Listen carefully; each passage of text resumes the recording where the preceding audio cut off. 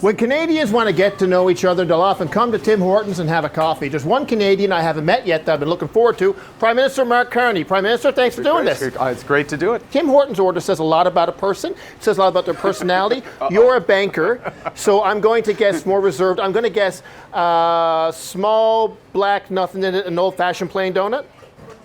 Nailed it. All right, 2 of those, please. Ordinary Canadian just buying a Timmy's with his signature on the money. That's for you. Keep the change. So you've had a pretty average Canadian life, Harvard goalie, central banker, and then prime minister. Standard stuff. Standard stuff. Well, you know, there's no typical Canadian life. I born in the Northwest Territories, grew up in Edmonton, and then some of those other things happened. You end up in a lot of crises. When you were a governor of the Bank of Canada, we had the big recession. When you were governor of Bank of England, they had Brexit. You're the prime minister, we have a trade war. Is it you? It's the other way around.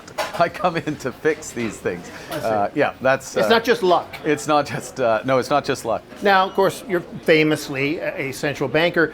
How do bankers budget? Do you want to balance the budget, and or do you want to maybe save some money by incorporating Canada in the Cayman Islands? How do you plan to do it? So this is not a time to waste any money, but at the same time, you want to get the country moving. We got to build millions of homes. We got to build out clean energy. We got to build out perhaps some pipelines. We've got to build out new trade corridors to Europe and to Asia. You spend a bit of money, you provide a lot of clarity, and then what happens is the private sector comes in real scale. We can give ourselves, Mark, way more than Trump can ever take away. Is it time for us to say enough with this sharing everything with the States? I mean, you dealt with Brexit. Is it time for a Canuck it? Should we just say Canuck it? Well, knock off. We're doing our own thing. In some respects, Trump, you got to take him seriously. Take him literally and seriously.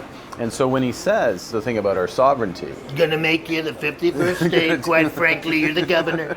He doesn't call me that. What he the hell did you say that. to him? Because before all this, he was saying it's the 51st state. Quite frankly, they're very weak. You're gonna call him the prime minister's the governor. And then you had a phone call with him, and he's like, the prime minister's not that bad. He's very smart. I'm looking for. What did you do? You have new Polaroids of him? I don't want to see him, but do you have them? What the hell did you say to him? Well, one of the things. Look, he respects strength, and yeah, but what'd you say? Well, first now, some people said that we have American bonds and that you maybe threatened to sell those off to kind of hurt the American dollar. And is there any truth in that? I couldn't possibly comment, but that's Recently, at one of your rallies, a lady shouted out, "Lead us, Big Daddy." And people say you have... I've never met that woman before. Well, people say you have big daddy energy. And Reuters, the reputable news agency, recently said that you have a blend of tough talk and bland competence, which is, I think, a way of saying they find you boring. When I was appointed governor of the Bank of England, whatever it was, 10 years ago. Humble brag. Go ahead. I know. It's just. I don't know. I like to go around and bank places. Yeah. The Queen. Yeah. Oh, here we go. It's me, the Queen, Paul McCartney. Go ahead. The Queen said to the UK Prime Minister at the time, David Cameron, I'm sorry. Let me get that name. No, go ahead. So you had a story. Yeah. I had a story. No, when I was appointed governor of the Bank of England, the Queen said, "Oh, good, a Canadian. They're very reliable."